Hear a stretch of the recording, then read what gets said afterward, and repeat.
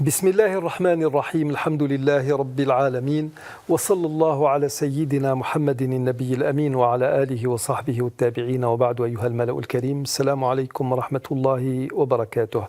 Nous nous intéresserons aujourd'hui au témoignage, à la citation d'un historien américain, Irving Washington, qui nous parle, qui nous décrit ici le prophète alayhi salatu wassalam, mais qui le décrit sous le prisme de la sociologie. Non pas, ce n'est pas une description qui nous est faite par un religieux musulman, par un théologien, par quelqu'un qui aime Mohammed sallallahu alayhi wa sallam. Elle est faite par quelqu'un qui va remarquer, qui va essayer d'étudier en profondeur cette personnalité qui était Mohammed sallallahu alayhi wa sallam, qui est toujours Mohammed sallallahu alayhi wa sallam, parce qu'il est vivant dans nos cœurs, et qui va nous en parler, mais d'une manière admirable, en insistant sur le plus important, sur l'essentiel. Il dit, quoiqu'il montra un certain alliage terrestre, après qu'il eut le pouvoir en main, les premières aspirations de son âme revenaient toujours, et l'élévation aux choses de la terre.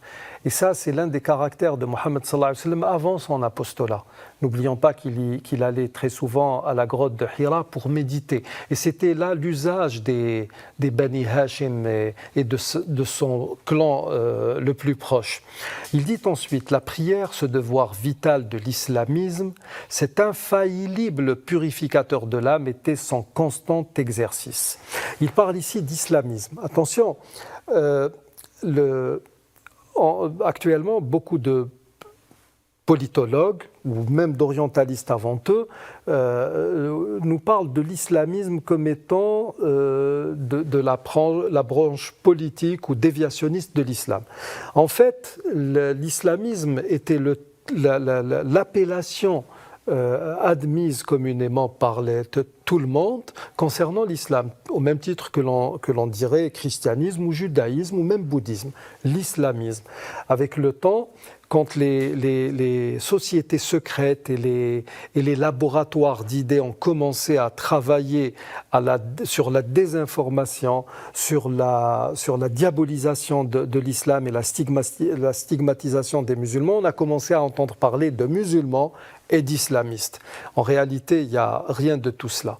Et même quand on vous parle de fondamentalisme ou d'intégrisme ou d'intégralisme, l'intégrisme est catholique et le fondamentalisme est protestant, plus précisément émanant de l'Église presbytérienne. Et à vous, amis téléspectateurs, de faire un travail de recherche là-dessus.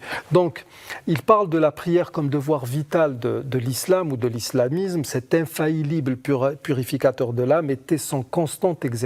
En parlant du messager de Dieu, alayhi salam, après qu'il ait eu le pouvoir, ça veut dire qu'il est toujours resté dans ce que lui dictait son apostolat, risala. La confiance en Dieu fut sa consolation et son soutien dans les temps d'épreuve et d'infortune. Et là encore, revenons à la manière dont le messager de Dieu, alayhi salam, voyait la prière. Quand il ordonnait à Bilal d'appeler pour l'accomplissement de cette prière, il disait « Arihna biha ya Bilal » apaise-nous par elle, c'est-à-dire par la prière, au Bilal. Ça veut dire que nous sommes vraiment dans une spiritualité hautement élevée. Il dit ensuite, c'est en la clémence de Dieu, nous dit-on, qu'il mettait tout son espoir de céleste félicité. C'est-à-dire que la seule chose qui le consolait, qui le contentait, c'était cette clémence de Dieu à laquelle sont promis les vertueux dans l'au-delà, après la fin de cette vie. Donc, nous sommes là encore dans une description du messager de Dieu, alayhi salatu wassalam, qui nous donne la dimension réelle de ce prophète, de ce noble prophète, qui portait plusieurs casquettes, celle du dirigeant, celle de l'imam, celle du chef de l'État, celle du père de famille, celle du frère de tous les musulmans. Et c'est ainsi que nous devrions voir l'islam, une religion complète qui ne se pratique pas uniquement dans une mosquée, mais partout où nous irions. Nous arrivons au terme de cette émission. Je vous remercie d'y avoir prêté attention. Et d'ici notre prochain rendez-vous, je vous dis Astawdi'ukumullah alladhi la tadi'u wada'i'uhu. Assalamu alaikum wa rahmatullahi wa barakatuh.